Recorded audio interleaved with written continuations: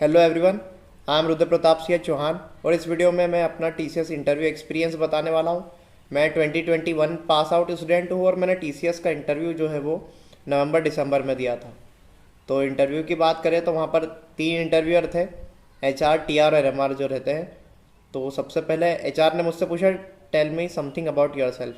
तो मैंने अपना एक शॉर्ट इंट्रोडक्शन दिया उन्हें और उसमें फैमिली के बारे में एक शॉर्ट सिंगल लाइन में मैंने बता दिया कि पेरेंट्स और मेरे सिबलिंग्स हैं मेरी फैमिली में। तो उन्होंने बताया, पूछा मुझसे कि tell me something more about your family. तो मैंने फिर बताया कि मेरी फैमिली यहाँ से बिलोंग करती है और मेरी फैमिली पूरी एग्रीकल्चर पर डिपेंड करती है। तो उन्होंने फिर एग्रीकल्चर से रिलेटेड क्वेश्चन पूछने लग गए वो, कि एग्रीकल्चर में आजकल कौन सी फसल चल रही है। और नेक्स्ट क्वेश्चन उन्होंने पूछ लिया कि आप एग्रीकल्चर से क्या सीखे। तो 5 चीज़ें आप बताओ। तो मैंने बताया hard work, discipline, time management, ये सब मैं सीखा एग्रीकल्चर से। तो उन्होंने आगे क्वेश्चन पूछा कि आप अपने आप को 5 साल के बाद कहाँ देखना चाहते हैं। तो जैसा कि मैं टीसीएस का एक टेक कंपनी का इंटरव्यू दे रहा था, तो ऑफकोर्स यही आंसर होता मेरा कि मतलब मैं अपने आप को आपकी ही कंपनी में एक रेपुटेड पोजीशन पर देखना चाहता हूँ। तो मैंने इसी तरह से आंसर दिया। तो उन्होंने कहा कि आप एग्रीकल्चर फैमिली से बिलोंग करते हैं तो आप एग्रीकल्चर पर फोकस नहीं करना चाहते। तो मैंने उन्हें बताया कि मेरे पिताजी हैं, वो एग्रीकल्चर संभाल लेते हैं, पूरी खेती संभाल लेते हैं वो। तो मैं अपने आप को एक टेक कंपनी में देखना चाहता हूँ।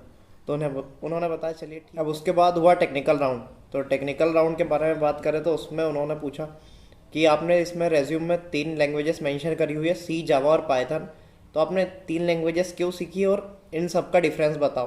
तो मैंने उन्हें रीज़न बताया कि फर्स्ट ईयर में ये लैंग्वेज थी तो मैंने ये सीखी, थर्ड ईयर में मैंने पाइथन और जावा सीखी। फिर मैंने सेलेक्ट करा कि जावा सबसे अच्छी है, तो जावा में अभी मैं बहुत अच्छा हूँ।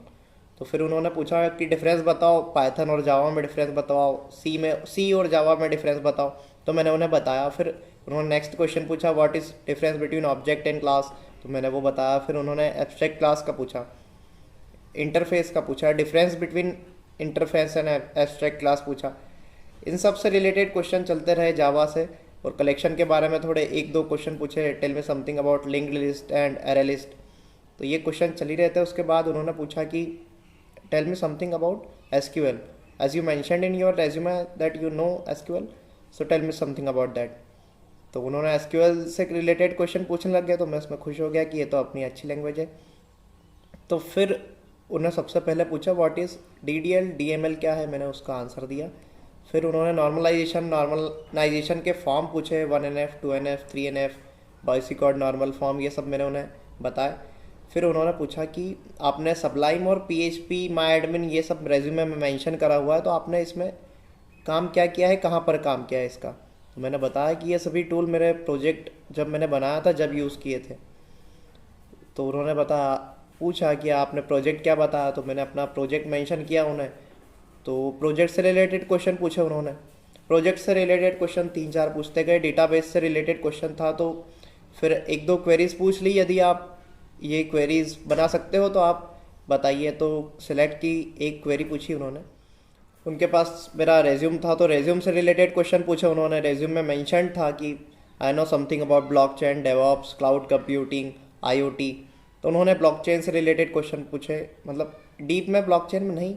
उन्होंने बेसिक डेफिनेशन पूछी और एग्जांपल पूछा, ब्लॉकचेन हम आजकल कहाँ यूज़ कर रहे हैं। फिर उन्होंने पूछा व्हाट इज़ क्लाउड कंप्यूटिंग, आप क्लाउड कंप्यूटिंग से रिलेटेड टेक जाइंट्स जानते हो या नहीं। फिर डेवऑप्स भी लिखा था तो उन्होंने डेवऑप्स का पूछा, अजाइल मेथोडोलॉजी के बारे में पूछा, आईओटी का पूछा, आईओटी का रियल वर्ल्ड जो एग्जांपल है वो पूछा। अब उन्होंने एक पज़ल क्वेश्चन पूछा। पज़ल क्वेश्चन में ये था कि आप एक रूम के बाहर खड़े हुए हो, रूम के अंदर 3 बल्ब लगे हुए हैं और वो बल्ब आपस में कनेक्टेड है 3 स्विचेस से। स्विचेस रूम के बाहर है, तो आपको स्विचेस को बताना है कि कौन सा स्विच कौन से बल्ब से कनेक्टेड है। तो मैंने सोचा कि मेरा इंटरव्यू का फ्लो काफ़ी अच्छा चल रहा है, इसमें गलत जवाब नहीं देना है। तो मैंने उन्हें रिपीट करने का कहा कि सर प्लीज़ रिपीट कर दीजिए, आप क्वेश्चन मैं प्रॉपर सुन नहीं पाया।